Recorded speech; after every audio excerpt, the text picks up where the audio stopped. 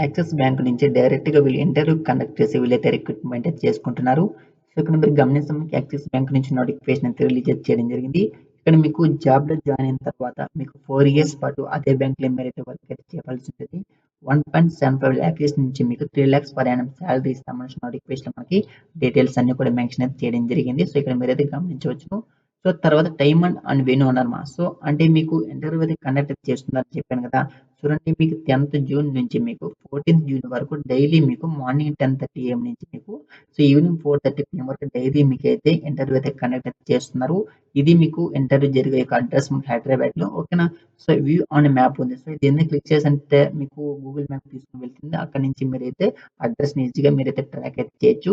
ఇక్కడ మహేందర్ అనేసి ఒక నెంబర్ అయితే ఇచ్చారు. 6309519630 అనేసి ఈ నెంబర్‌కి కాంటాక్ట్ అయ్యి మీకేదైనా డౌట్స్ ఉంటే సాల్వ్ అయితే చేసుకోవచ్చు. 2 డేస్ అగో నోటిఫికేషన్ అయితే రిలీజ్ చేయడం జరిగింది. సో, 200 ఓపెనింగ్స్ అయితే ఉన్నాయి మనకి. ఇప్పటివరకు ఈ పోస్ట్ కోసం చూడండి 1399 మెంబర్స్ ఇప్పటివరకు ఈ పోస్ట్‌లకి అయితే అప్లై అయితే చేసుకోవడం జరిగింది. ఇక్కడ ఎలాంటి పోస్టులు భర్తీ చేస్తున్నారంటే చూడండి ఇక్కడ మనకి క్లియర్‌గా అయితే మెన్షన్ చేయడం జరిగింది. సో, జాబ్ టైటిల్‌లో చూసుకుంటే రిలేషన్‌షిప్ ఎగ్జిక్యూటివ్, రిలేషన్‌షిప్ ఆఫీసర్ అనే 2 పోస్టులు అయితే భర్తీ చేస్తున్నారు. ఇక్కడ 2 రకాల పోస్టులు అయితే భర్తీ చేస్తున్నారన్నమాట మనకి.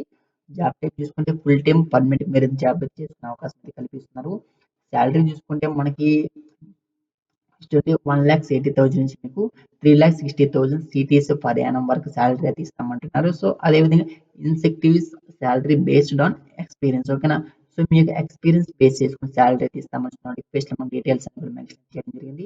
సో, మరి క్వాలిఫికేషన్ ఏముండాలంటే minimum intermediate passes, graduate, post graduate కాబట్టి మీకు మినిమమ్ ఇంటర్మీడియేట్ క్వాలిఫికేషన్ సరిపోతుంది. సో, లేదా మీకు డిగ్రీ క్వాలిఫికేషన్ సరిపోతుంది. లేదంటే పోస్ట్ గ్రాడ్యుయేట్ సో, ఎంఎస్ ఉన్నా సరే మీరైతే అప్లై అయితే చేసుకోవచ్చు.